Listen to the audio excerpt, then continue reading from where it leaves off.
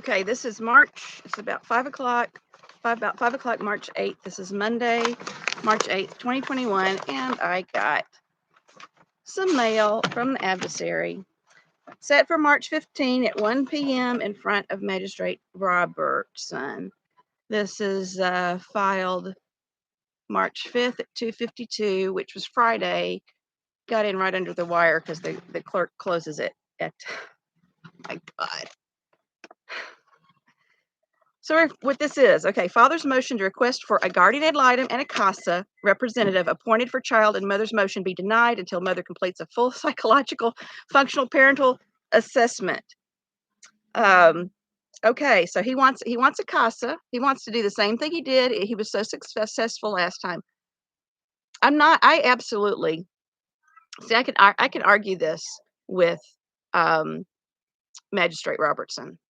I've already done, it should be obvious now to Magistrate Robertson, and I really hope, I was told he reviews filings before the hearing, so I'm hoping he sees what's going on here.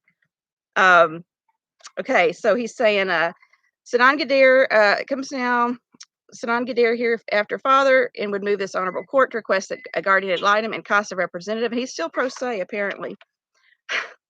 It's the same old crap, and maybe we won't get any, maybe Magistrate Robertson won't, maybe he won't do anything right by Delara, just like no other judge has, but I cannot make Delara's situation worse by encouraging a higher conflict situation and more abuse than what's already going on. So I'm not gonna give him. Okay, so let's see. He wants a guardian ad litem and a CASA representative. And see, you've got to remember too, CASA representatives, that's for abused children. And nobody's made any finding that Delara's been abused. So, and when we had the CASA appointed, so I'm going to fight that really hard. And I'm going to fight for guardian ad litem really hard, because all that a guardian ad litem has, and you know what, and what he's going to try to do too, my hair, I just put my hair up in it after my shower. I just tied it up. What he's gonna try to do exactly. This is just his playbook. It's worked very well for him before, and he's counting on. Even though we got a new judge, and even though Delara is 12, and even I can't imagine having a stronger case than we had last time around. And but I needed this. I really needed this and I do have a flash drive. I need to make my formal complaints. In first thing I need to do is focus on preparing for this hearing, and I need to focus on that, and then focus on all these formal complaints, and maybe filing a lawsuit. At some point I don't want to have to, but I might have to file a lawsuit against him for emotional abuse or intentional infliction of what do they call it, whatever those torts are. Okay, let's see what he says. He says that he wants my motion to have therapy sessions with child to be denied until mother completes a full psychological functional parent assessment with input from third parties who have firsthand knowledge of mother's past actions towards child. Okay, you know what? That's all in the record, and it's all in the record. I don't know if the record's been sent from Court of Appeals to juvenile, but it needs to be. It's all in the record. We don't need to have all these new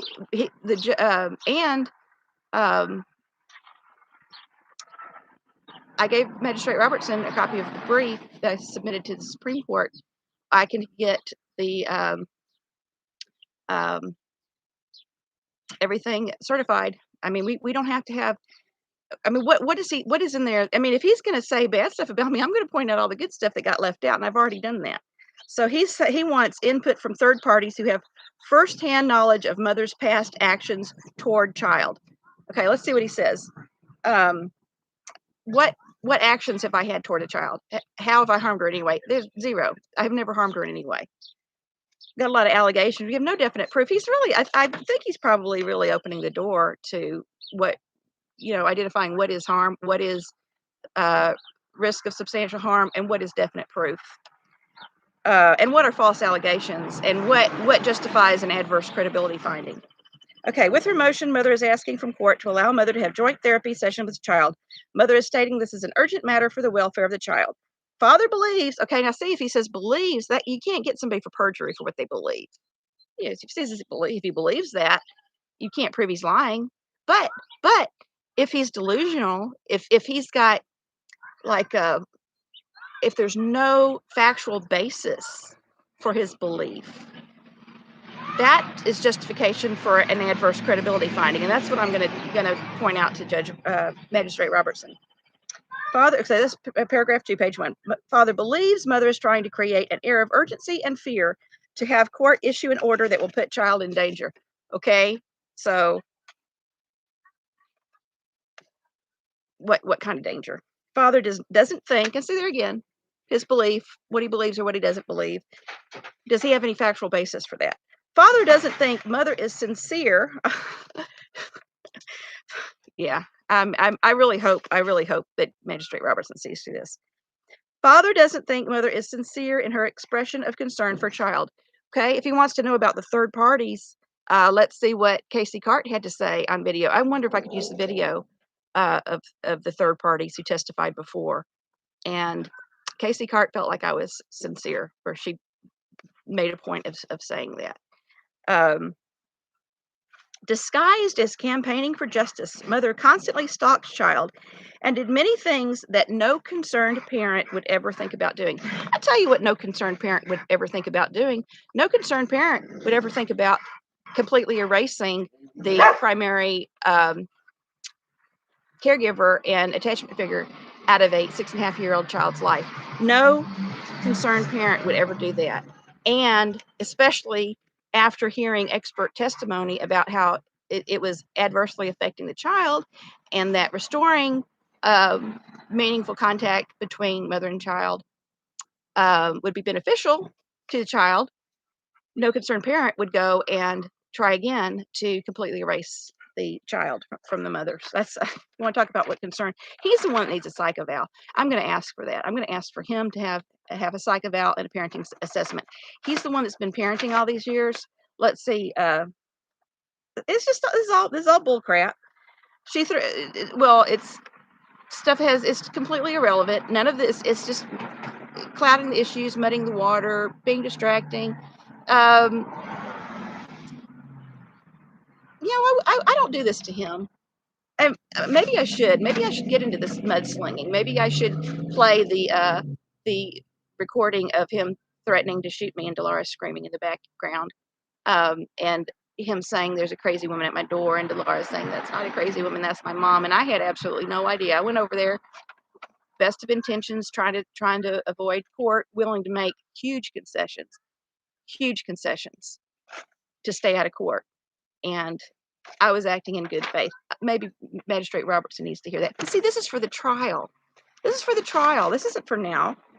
None of this, you could say this is remote in time. 3 years ago, almost 3 years ago. So he's complaining about me. Mother has a history of mental illness and has been on disability for over 20 years. She stayed in mental hospital for attempted. This is so remote in time. It's just the same old crap. Mother's making child abuse allegations against father online and offline. She's telling father's neighbors that child is being abused at father's house and they need to call the police.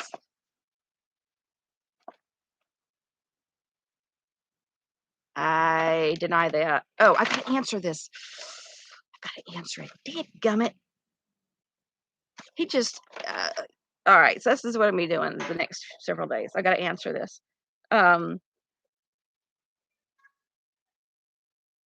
Totally deny, saying they need to call the police. What's the police gonna do? I don't recall ever telling anybody to call the police.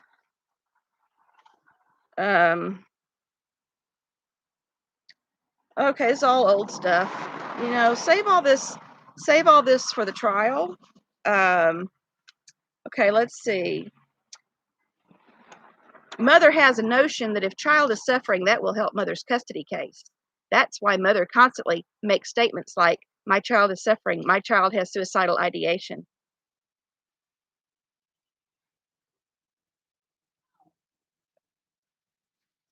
Mother takes no responsibility for the trauma child suffered. She continues to blame judges, the gal, DCS, and father for why she's not allowed to see.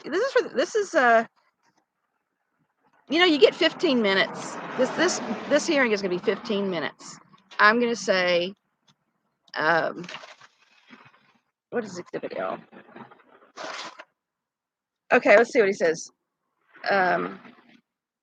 Mother's past actions show that she is willing to use child to get what she wants from the court. Father believes child won't be safe or believes. Where's the evidence? See,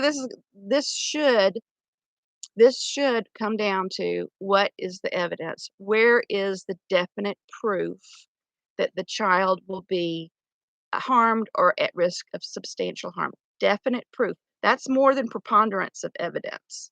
I think we have clear and convincing evidence to show that she has been and is continuing to be harmed by being cut off from me. That's where the evidence is going to lie at this hearing. Father believes child won't be safe around mother until mother gets the 50-50 custody.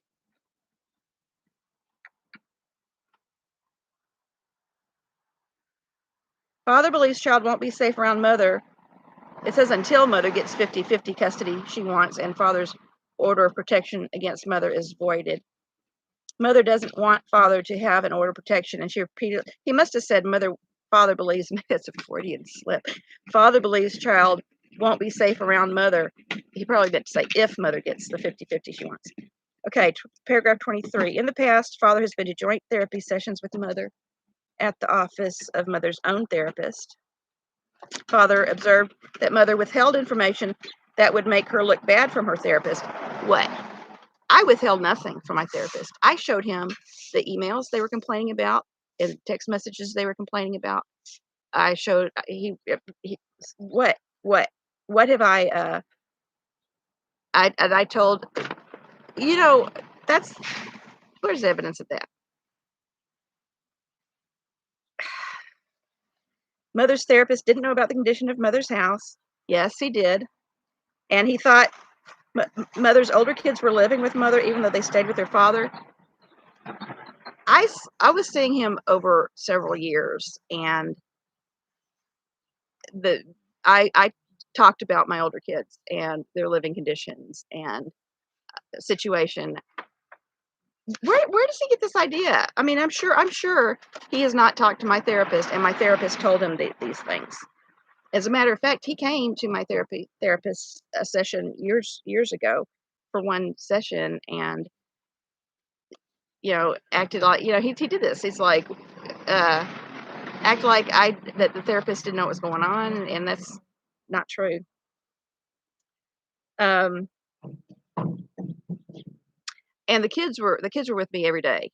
I was primary, except on maybe not on weekends, but over the course of the years, I saw my therapist. Um, lots of things happened, but this has nothing to do with whether Delara will be at harm if I have contact with her.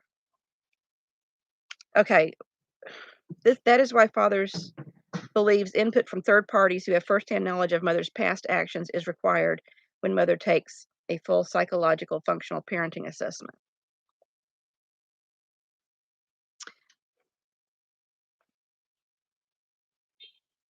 He's not going to be able to get into that on the 15th, and he's not going to have any evidence. He's got to have. I mean, and I'm going to go straight from Magistrate Robertson to the Board of Judicial Conduct if he does not follow the rule. He's got to make specific findings based on definite evidence. Was that Rule 53 or something? And I think I've already put that in some of my pleadings that if he denies it, he needs to give me, that justification. He needs to comply. Magistrate Robertson needs to comply with the rules. Father is concerned that a court order, see, his concern, his beliefs, what he thinks, what he doesn't think, that's not definite evidence. He's going to have to come up with definite evidence. Um, other people's observations of my past actions, that's not definite evidence of harm unless they've got, that nobody yet has ever presented.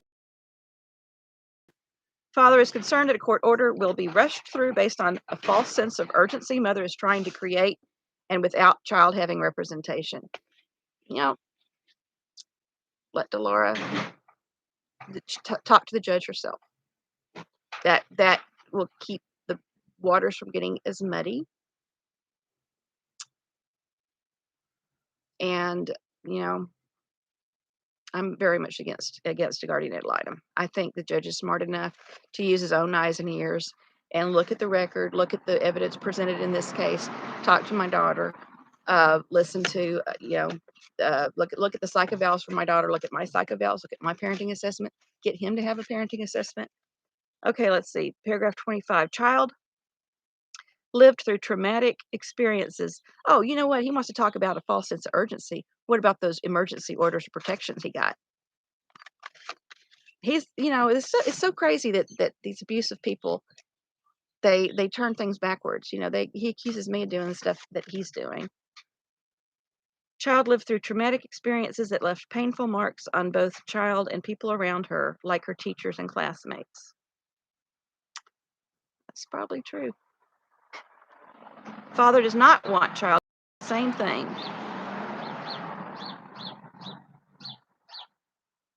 And requests that court has assurances in place to guarantee child safety before mother is allowed any contact with child. That's not how it works. The burden of proof is on him to provide definite proof that she'll be at harm. That's what the law says, and I'm going to hold Magistrate Robertson to it. See, they're trying to shift the burden of proof. That's what they've always done.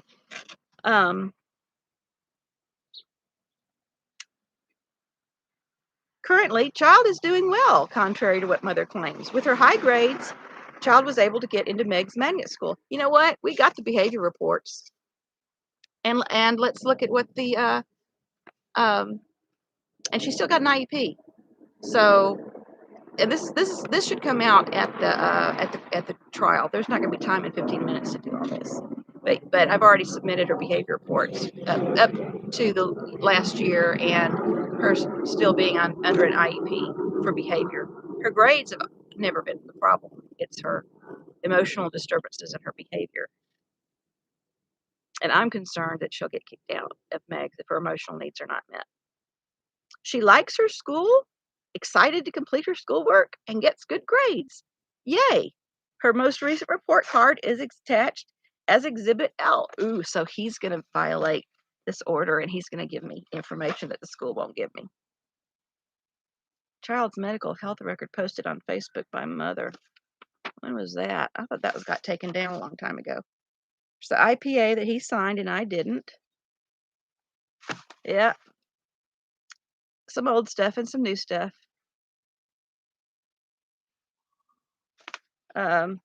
Mostly old irrelevant stuff.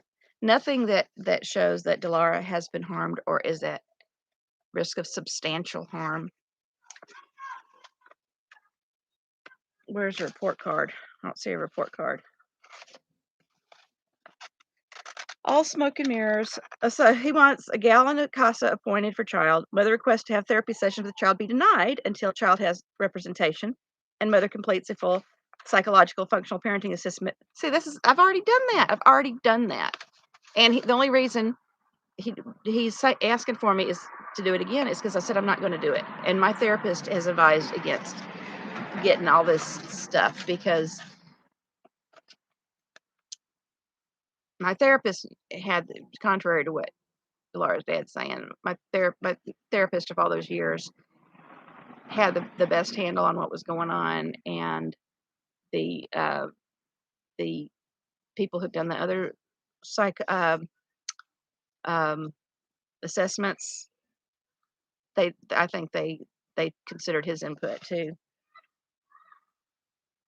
Okay, mother follows court orders from November 2020 get home study. As someone who has seen the inside of mother's house, father believes the state of mother's house will reveal a lot about mother's mental state. Okay, what is it about my mental state that having access to my child and a meaningful role in her life, if the burden of proof is on him, uh, and I even said let's take my house out of the equation and see what he does. He'll just keep coming up with bogus stuff until the judge, somebody sees through this and quits catering to him. So he wants me to. I'm not going to get a home study and listen until I feel like it would be a benefit to Delara. But as long as he's demanding it and using Delara to try to control me and bully me and harass me, I'm not gonna get a psych eval. I'm not gonna let them control my conversations. I'm not gonna um, waive any of my rights because it's sick, and I know it's sick. And anybody who knows anything about domestic abuse by proxy knows it's sick. Anybody who knows how children are harmed in high conflict custody battles knows it's sick, and I'm not going to contribute to that.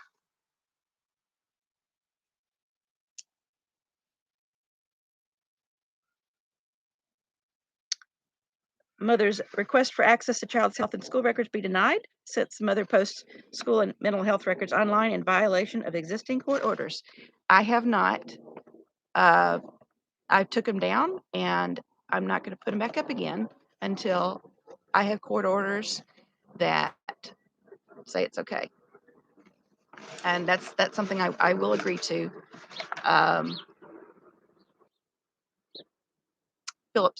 Judge Philip Smith, um, yeah, he told me not to do it, and I said I won't do it. And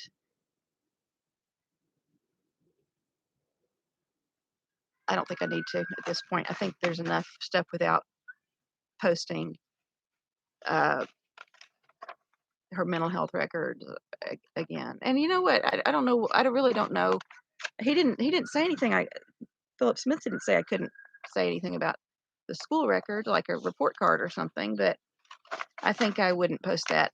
Um, and Delara, if it bothers Delara, she doesn't want me to share her, how well she's doing or how bad she's doing, or how she feels or what she says or how she's being affected, her own words. She needs to have an opportunity to tell me that. And she hasn't. Okay, so there's more stuff in here. He doesn't like the bracelets. He doesn't like the rocks. He doesn't like the signs. And I'll tell you what, if I don't get some contact with Delara, see, I haven't been posting signs and rocks and bracelets. I've been laying pretty low. Haven't been shocking much, but I've been doing that because I've been trying to show that in the outside chance that Delara doesn't want me to, I don't want to do something that she's going to say, "Mom, you embarrassed me." But if she doesn't want me to do that and try to call attention to her situation, I really don't want to do anything that would upset her in any way. But all the evidence I've seen has made me think that she wants me to share. But I'm not going to share her mental health records and stuff. I promise the judge that. But I would share it with the court, and I would share it with the Board of Judicial Conduct, and I would share it with the legislators, and how and Delara, she should have the opportunity to tell me in court. You know, if the judge and her dad continue to not let me see her, I it, I think, I mean, if I were to Laura, and she's a whole lot like me, and a lot of people have noticed that, I would, if I were to Laura, I would want my mom to not leave any stone unturned. I would want my mom to to knock on doors and I know something I can't might not be able to afford a big billboard, but there's a lot of traffic on my street, and I could put a billboard on my street, and um, yeah, like maybe a 12 by 8 foot sign, and then I can stand on corners and busy corners, holding a big sign, and that's what I'm going to do. That's what I'm going to do. There's another stuff here. Father's motion to put child under order protection and request permission. He wants to move out of state. See, he wants to move out of state. I knew that was coming. I knew that was coming. In fact, I'm surprised he hasn't abducted her. And see, that's him hiding out with her. Let's see what he says.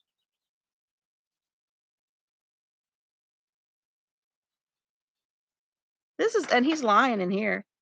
It says child participates.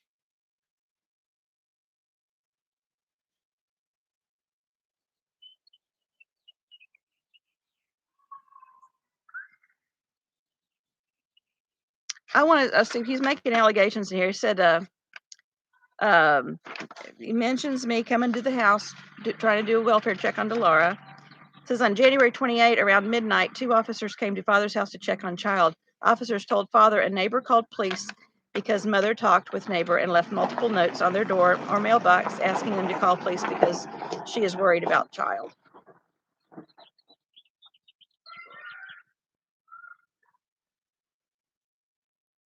That's not true. I never told anybody to call the police. I never told anybody to call the police. And the police don't always get their story straight. And third parties don't always see. Child participates in her live online classes, and she also talks with mother's older daughter, Callie, regularly. I'd like to see proof of that. And that didn't have anything to do with my parental rights. My parental rights are separate, and Delara's right to relationship with me is separate from her right to talk with her sister. To father's knowledge, Callie doesn't talk with mother. However, Callie talks with mother's brother, Todd. No, she doesn't. Mother always checks on child through Todd if she was really worried about child. That's not true. That's not true. I've tried to do that. My mother's tried to call him. So, my brother's tried to text him, and there's no reply. Such a liar. Okay, there's another thing. Make adverse credibility finding. Okay, I see. I did violate restraining order. That's old. Chalking child's name. That's that. I did not violate.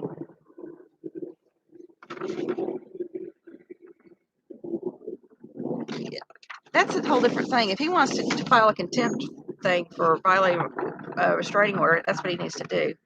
In violation of the court orders, mother contacted child through TikTok by posting videos under the hashtag #FreeDelarGadir. In one video, mother talks directly to child. Did child ever see that though? Because,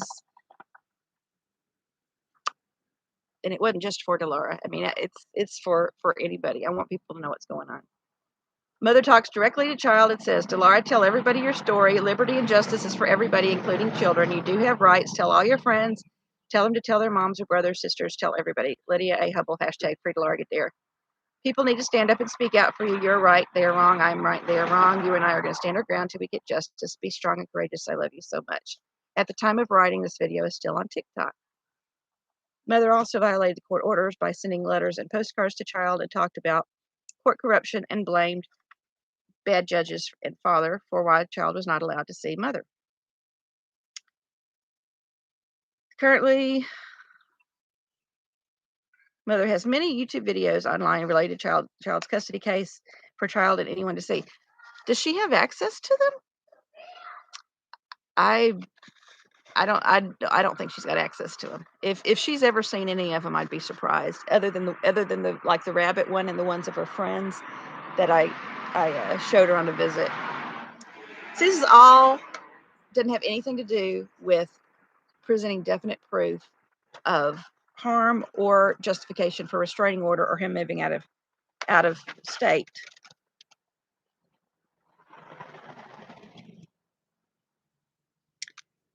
I wouldn't blame him moving out of the country. Um, Mother has a history of mental illness. He has a history of mental illness too. He has a history of mental illness. Most people do have a history of mental illness, even if it hasn't been diagnosed. She stayed in a mental hospital. This. It's too remote in time to have any bearing whatsoever, and uh, that's not any kind of evidence that Delara will be harmed or at risk of substantial harm if my parental rights are restored. Father doesn't feel safe or secure in his house and neighborhood since, in violation of the order of protection, mother comes to father's house at will, sometimes secretly at night. You know what? None of this would be necessary if he would simply quit interfering in Delara's relationship with me. And if the courts, would the answer to this is to restore my rights and allow me to meet Delara's needs and give her her rights back. It's not to let him move out of state with her. It's not to keep giving him more and more stuff he wants that is harming Delara. And do have definite proof. I believe that is harming Delara. We've got expert witness testimony and Delara's testimony. I mean, and it's common sense, and it's against the law for what's been going on here. I have not come to the house secretly at night. I mean, I have been very I haven't come secretly. And when I have been out there at night, it's because I was already in the neighborhood. Talks with and writes to father's neighbors and tells them child's being abused at father's house and encourages them to call the police. I never encouraged anybody to call the police. I never encouraged any. In fact, one of the people told me, he was asking me where she went to school because he wanted to contact the school and let them know he was concerned because he wasn't seeing her anymore, and he did not think it's good for a child to be locked up in house by herself all the time. Father fears for child's safety and is afraid of letting child ride the school bus or leaving child at camps or other activities that child likes to participate in. Why doesn't he just let her participate in her activities with her mom? And ask her, would you rather go spend a week with your mom, or would you rather go spend a week at Camp Witchy-Wagon or Space Camp or whatever? Or would you rather see your mom for a week? Why doesn't the judge, you know, I guess I can ask Sanan, has he ever asked her, would she like to see her mom? When she went to horse camp, he had to go pick her up because she wanted to see her mom instead of being at horse camp. And that's when she was having phone calls with me.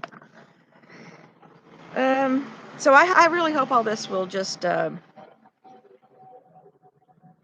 okay. Father believes with her repeated court order violation, mother's contact towards child meets Tennessee Criminal Code 39-17-315 for stalking. And no, it doesn't, because the contact with, he could stretch it and say, I'm stalking him because he might be around Delara, but I am definitely trying to make contact with my daughter and lay eyes on her and give her a hug and do a welfare check on her.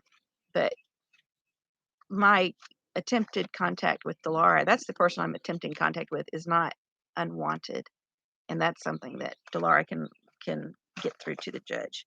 Restraining order, I want to see a report card. And something that, so I gotta answer these. I don't see her report card. Yeah, moving out of state. And I really hope. I'm surprised he hadn't moved out of state without permission. He's doing something shady, and I really hope this bites him in the butt. I don't expect it to, but this is bad. But still, um, and I don't. He hasn't complied with the the court order. That's a totally different thing. And I'm gonna. That's my point. Is the things that he's complaining about. Um, and you don't use custody or visitation to reward or punish a parent for good or bad behavior. That's. I just have to answer this, but this is just terrible. All right.